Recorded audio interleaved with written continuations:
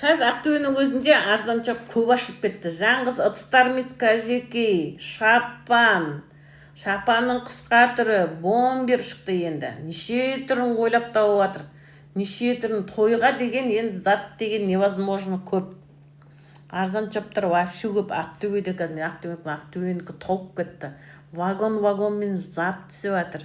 3 айда тойда өтетін олар бизнесмендер біліп жатыр. Бизнесмен той жасап отырған жоқ. Бизнесмен өз саудасын жүргізіп, ақшасын тауып жатыр.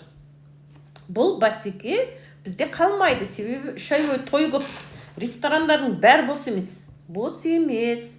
Даже четверг, пятница, среда вообще бос емес. Ол күнде араласшай қыз кету, жағыне піспе той басталады енді. В общем, көп той көп. Шығын көп, бәсеке көп. Соның бәрін істеп отырған қарапайым халықпыз ғой.